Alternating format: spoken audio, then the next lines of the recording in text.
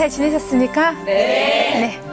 오늘 저와 같이 한번 정신과적 문제를 일으키는 사람들 중에 가장 많은 내원을 했던 환자의 부류는 정신분열이라는 병이 있습니다. 이것을 우리 영어로 스키조프레니아라고 말을 하는데요. 정신분열에 대해서 좀 우리가 한번 같이 한번 나눌 거고, 그리고 후반부에는 강박장애에 대해서도 한번 나눠보도록 하겠습니다.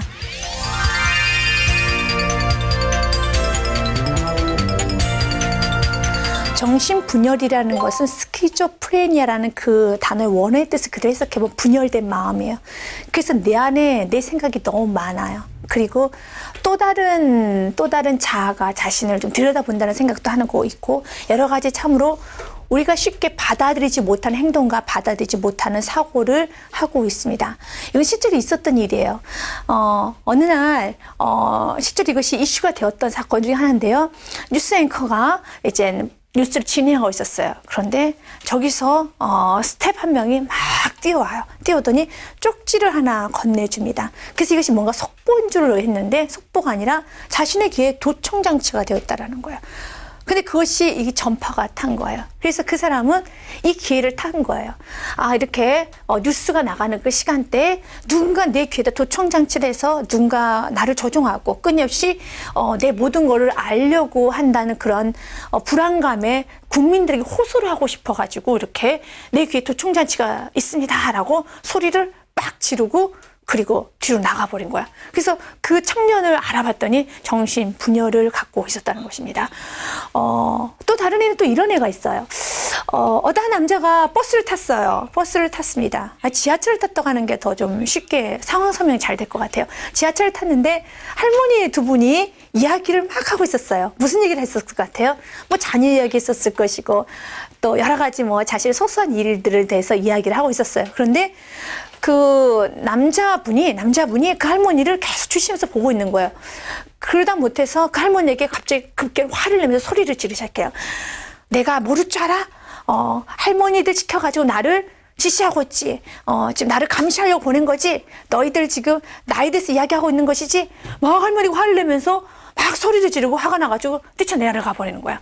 그런 삶을 살고 있는 겁니다. 이게 정신분열증에 나타난 어떤 현상 중에 하나예요. 그러니까 일반 사람들이 동의를 해주기에는 너무 좀 우리하고 좀 차원이 너무 다른 세계에 살고 있어요.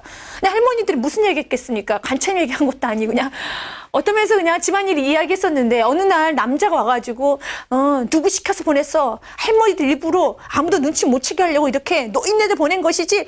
이러면서 막 화를 낼 때 너무 황당한 거예요. 그런데 이 문제, 이 사건에 대해서 용납할 수는 없지만 그 사람의 감정에 대해서는 우리가 이해를 해줘야 돼요. 누군가 가끔씩 자기의 도청하고 있고 자기를 들여다보고 있다고 생각하고 자기 머릿속에 톱니바퀴가 돌고 있다고 생각하고 자기 귀 속에 도청장치가 있다고 생각을 해보십시오. 이건 너무 끔찍한 일인 거예요. 그래서 정신분열증을 갖고 있는 환자들 같은 경우는 본인은 어느 누구보다, 주위 있는 사람도 참 힘들죠. 그럼 어느 누구보다 가장 힘든 것이 본인 자신이에요. 그래서 정신분열증에 대해서 우리가 한번 좀 들여다볼 때, 그럼 왜 정신분열증이라는 이 질병이 얻게 된 것일까? 그 누구나 다 얻을 수 있는 건가? 아니면 어떤 특별한 사람만 얻을 수 있는 건가? 그것도 우리 안에는 질문이 올라올 수 있을 것 같아요. 여러분 어떻게 생각하세요? 정신과적 문제를 일으킨 사람, 특별한 사람만 걸릴 수 있다고 합니까? 어느 누구나 다 걸릴 수 있다고 생각합니까? 저는 개인적으로 그래요. 유전적 요인도 있습니다. 자기의 부모가 정신과적 문제가 있으면 그의 자녀도 문제가 있다는 유전적 요인도 있습니다. 그리고 환경적 요인도 있어요. 어렸었을 때 부모로 인해서 이중구속을 받았다든지, 이중구속이라는 것이 어머니께서 이렇게 말해요. 말로는요, 그래, 너 마음대로 자유롭게 해라. 그런데 얼굴과 모든 표정을 통해서는 절대로 아무 일도 못하게끔 이렇게 이중말을 하는 거예요. 입으로는 자유롭게 생활을 해. 그러나 얼굴과 눈으로는 아무 일도 못해. 억압한 이중구속에 이런 스트레스를 받았었을 때, 환경적으로 좋지 않은 스트레스를 받았거나 아니면 어떤 부부 사이에 큰 문제를 일으켜서 자녀가 많은 스트레스를 받고 일어났었을 때도 정신과적 문제를 일으킬 수 있습니다. 또 나아가서 어떤 감당이 힘든 큰 충격으로 임했었을 때도 정신과적 문제가 있을 수 있어요. 또 하나의 원인으로 보면은 호르몬의 과다 분출이에요. 그렇기 때문에 정신과적 문제는 어느 누구나 걸릴 수도 있지만, 그러나 이것은 어느 누구나 걸릴 수도 있지만 어느 누구나 다 걸리는 거 아니에요. 왜? 우리 인생을 살다 보면 자기가 예상 밖의 큰 일들을 많이 겪어야 되잖아요. 여러분도 한 번쯤 있었을까? 아니, 한 번쯤 있는 게 아니라 산 넘어 산이잖아요. 또 이런 일이 있어요. 정말 이것이 내 인생의 마지막인 것처럼, 정말 죽을 것처럼 그런 사건이 있었었지만 이 사건이 앞으로도 미안하지만 있을 수 있어요. 그런데 그럴 때마다 우리가 정신적으로 이렇게 어떤 감당이 어려운, 정신적으로 이렇게 완전히 놓아진 상태가 된다라면 우리의 삶은 피폐해지겠잖아요. 그러나 하나님께서 은혜로 우리의 삶을 이렇게 잘 막아주시고 우리의 정신을 온전하게 갈 수 있도록 주님께서 인도하여 주시고 안위하여 주시고, 이게 참 은혜 중에 은혜입니다. 여러분, 내가 온전한 정신을 가지고 온전한 생각을 할 수 있다는 거 너무 큰 은혜예요. 여러분 귀에 도청장치에 꼈다고 끔 생각해 보십시오. 여러분 머릿속에 톱니바퀴가 돌고 있다고 생각해 보십시오. 또 어떤 누군가가 여러분의 뒷이야기를 끊임없이 하고 있다고 생각해 보십시오. 살 수가 없어요. 근데 그리스도인들 중에서도 가끔씩은, 이건 정신과적 문제는 아니지만 자존감이 낮은 사람들 같은 경우는 그런 사람도 있어요. 예를 들자면, 목사님 나만 미워하는 것 같아. 정말 나하고는 눈을 절대 안 마주치는 것 같아. 내 인사는 안 받아줬어. 아니면 나에게 이런 말을 하는 것 같아. 그렇게 자존감이 좀 낮을 때는 어느 누구나 그런 생각이 들 수 있습니다. 여러분도 한 번쯤은 그런 생각 했었을 것 같아. 왜? 사랑하니까. 목사님 너무 좋은데 나한테만 관심 주고 싶은데 왜 나한테는 관심 안 주냐, 이것입니다. 이건 하나의 사랑의 표현이죠. 애들도 그러잖아요. 왜 오빠만 사랑하는 거예요? 왜 동생만 사랑하는 거예요? 애들 똑같은 거예요. 그런데 아이가 성숙해지고 시작하면 어떻게 되나요? 아, 엄마는 동일하게 누구나 다 사랑한다는 깨닫게 되죠. 신앙의 이거는 성숙의 과정이긴 합니다.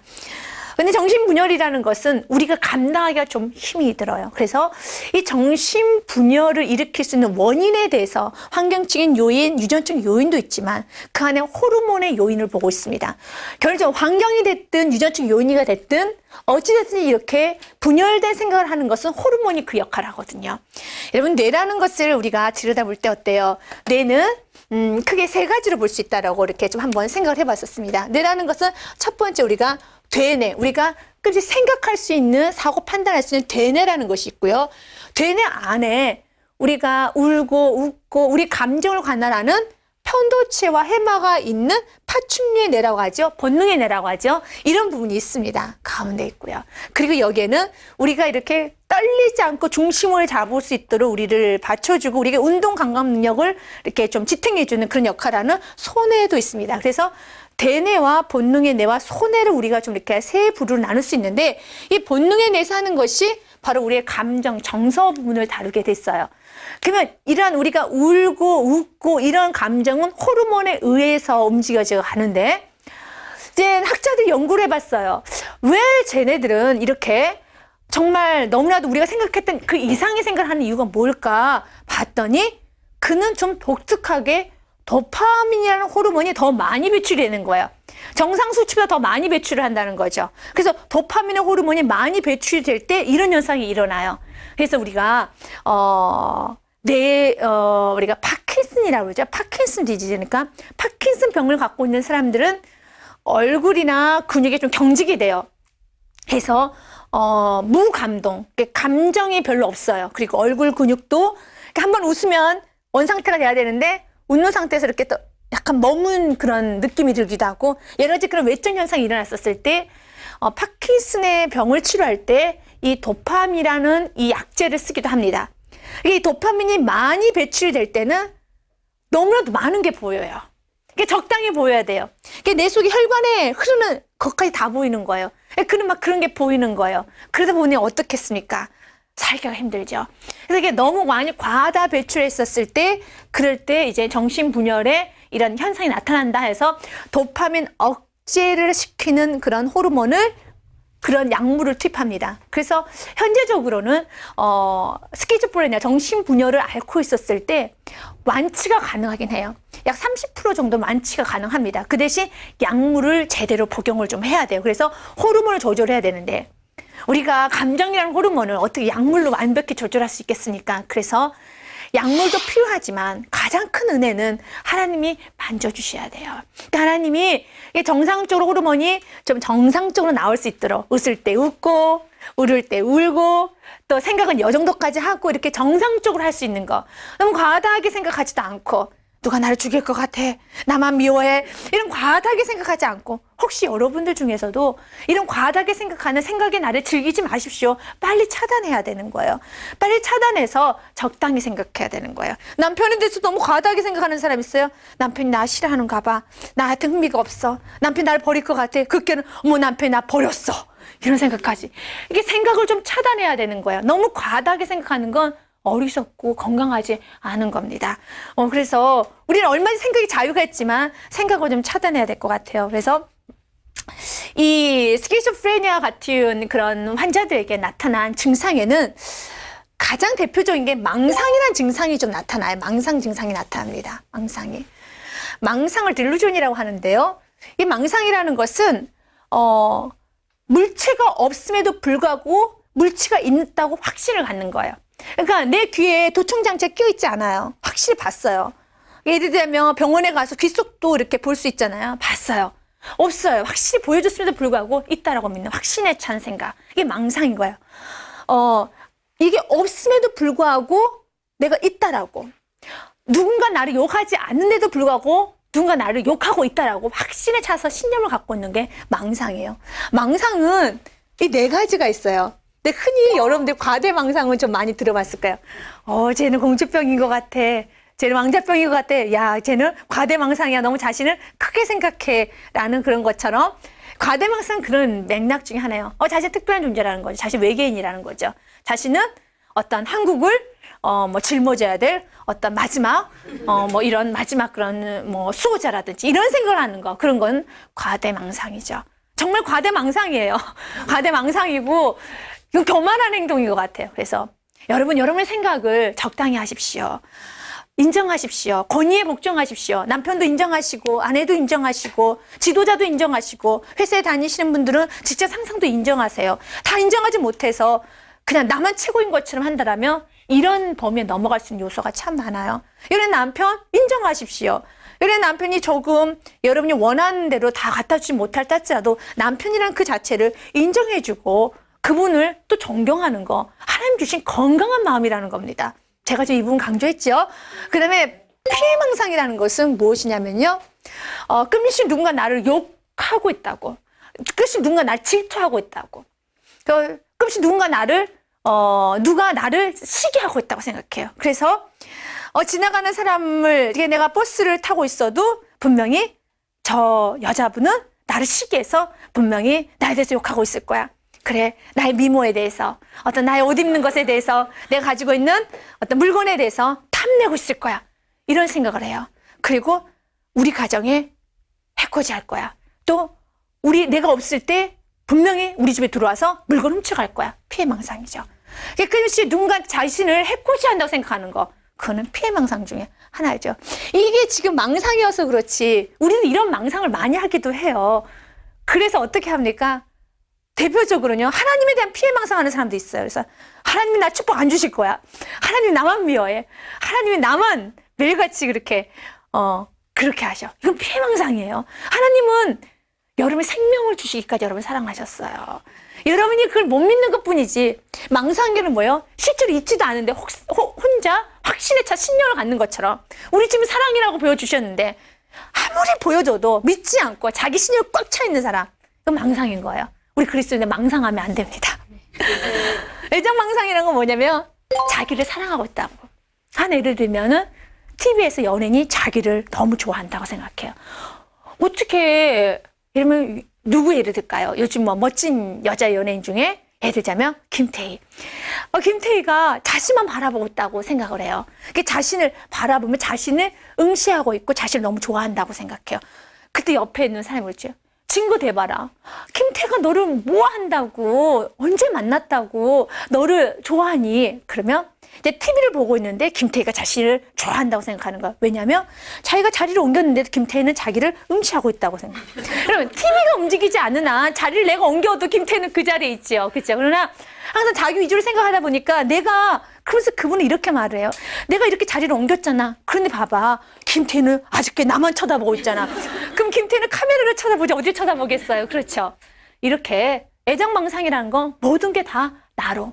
그래서 어떤 정신과적 문제를 갖고 있는 사람은 두 가지예요. 첫 번째, 고집이 너무 스럽거나, 두 번째 자기중심. 항상 자기중심을 해석하거나 그리고 너무 고집스러운 사람. 이거 정신과적 문제를 일으킬 수 있는 요소가 참 많습니다. 사고투비란 건 뭐냐면요. 어떤 외부의 세계에서 어떤 외계인이라든지 어떤 어떤 특별한 사람이 자신에게 사고를 투입해서 조종한다고 생각하는 거예요. 그래서 너 이렇게 해라. 내가 너에게 지시할게. 예를 들자면 뭐 하늘의 계시를 받아서 이렇게 하라고 전해라. 뭐 이런 식으로 이렇게 대부분 교주들 같은 경우가 사고 투입, 망상의 대표적인 현상이겠죠. 그래서 자신을 무슨 뭐 천사로, 가브리엘 천사로 이렇게 대표하면서 이렇게 말을 한다든지 그런 것도 하나의 사고 투입이라고 할 수가 있겠죠. 이 정신분열이 나타나는 것은 이 환각이 참 무서운 거예요. 힘든 것 중에 하나입니다. 환각이라는 것은 망상도 실체가 없음에도 불구하고 있는 것처럼 느껴지는 거예요. 누군가 나를 보지 않는데도 불구하고 저 사람 나를 계속 응시하고 있어. 또 누군가 나에 대해서 비난하지 않는데도 저 사람 나를 비난하고 있어 라고 망상하는 거 마찬가지로 환각이라는 것은 물체가 없는데도 그 물체가 살아있다고 느끼는 거예요. 착각하고 환각은 틀립니다.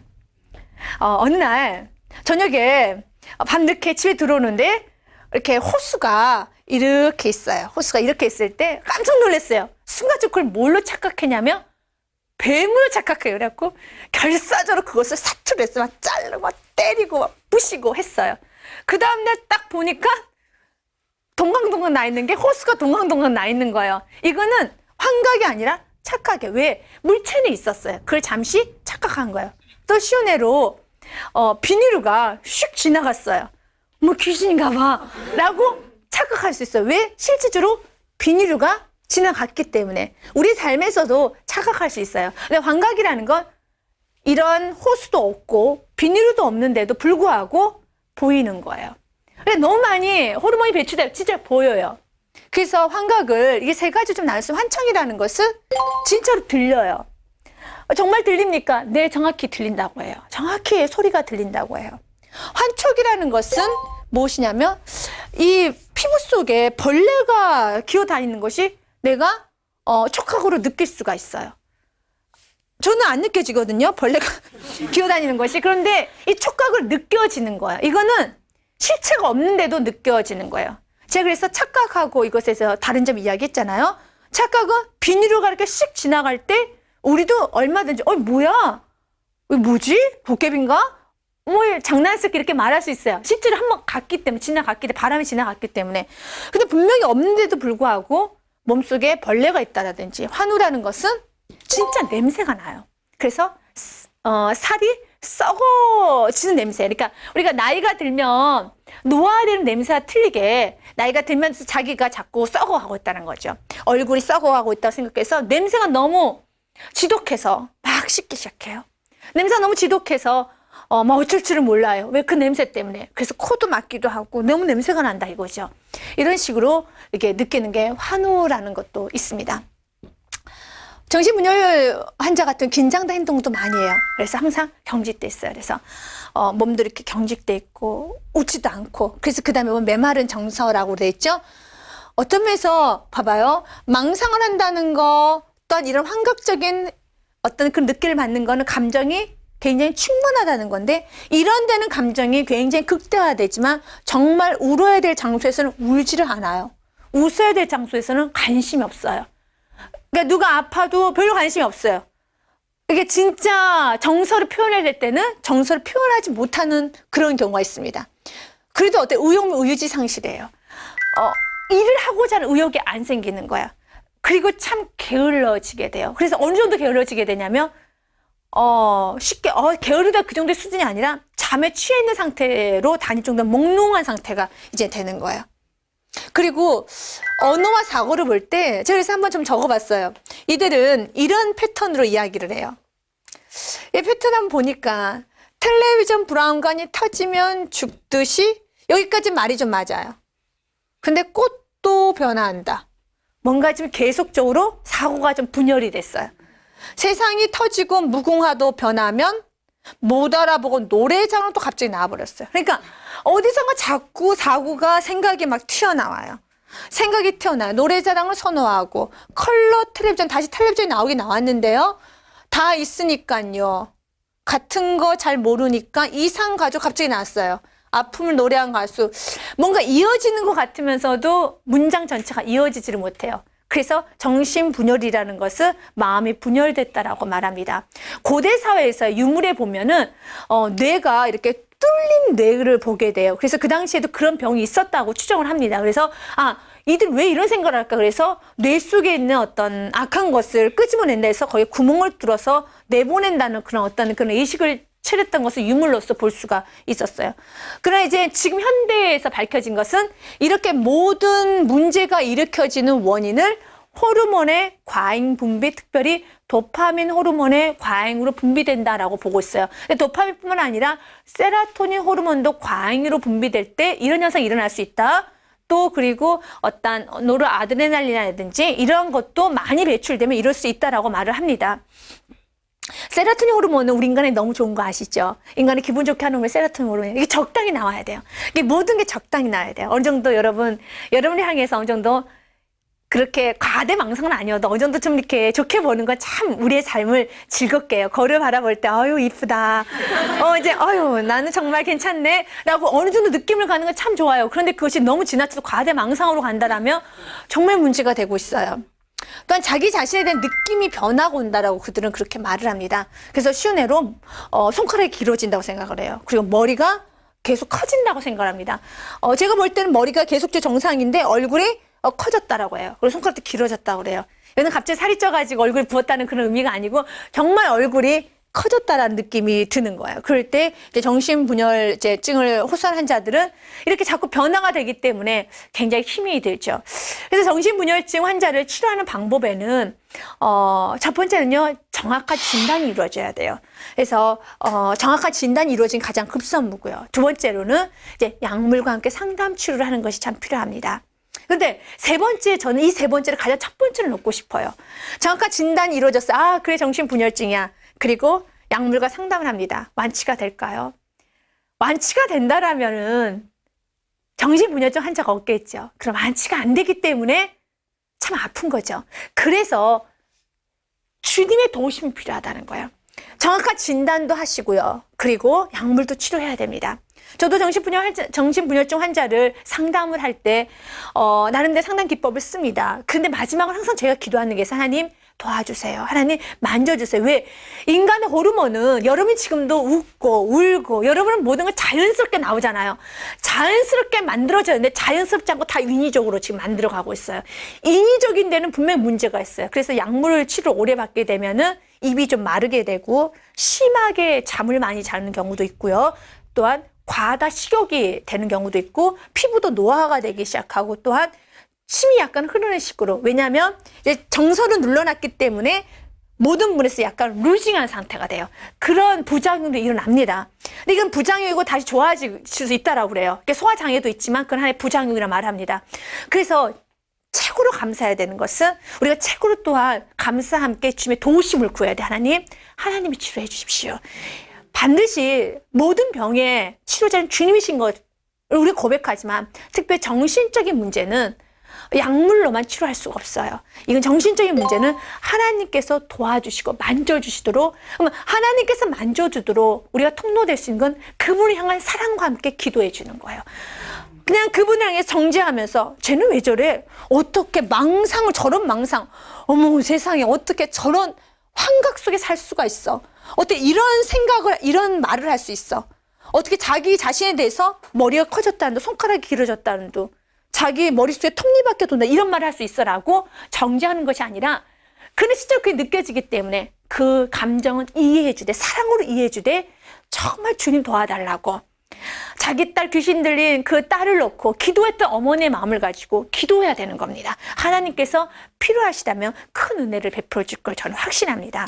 두 번째는요, 강박장애예요. 강박장애라는 것은 내가 원하지 않는데도 자꾸 강박적인 생각이 들어요. 한 예를 들면 분명히 가스불을 껐어요. 그런데 끄지 않는 것 같아요. 그래서 수십 번이나 왔다 갔다 잠을 잘 수가 없어요. 나갈 수가 없어요. 강박장애예요. 내가 손을 씻었는데도 자꾸 손이 더러운 것 같아요. 한 예를 들어보겠습니다. 지금 주부예요. 45세예요. 그리고 그랬는데 그녀의 인생은 손이 헐어버렸어요. 너무 손을 많이 써서. 그러니까 너무 더럽다고 생각하기 때문에 그녀가 손 한번 씻으려면 어떻게 씻냐면 제일 먼저 이젠 수도꼭지를 틉니다. 그럼 더러운 손으로 수도꼭지 틀었기 때문에 분명하게 그 수도꼭지가 더러워졌다고 생각해요. 그래서 먼저 깨끗이 손을 씻고 나서 그 다음에 그 수도꼭지를 또 닦아요. 그러면 수도꼭지를 닦는 순간 누가 또 더러워졌습니까? 손이 또 더러워졌어요. 손을 또 닦아요. 그리고 나서 마지막으로 손과 수도꼭지 한번 헹구고 닦아요.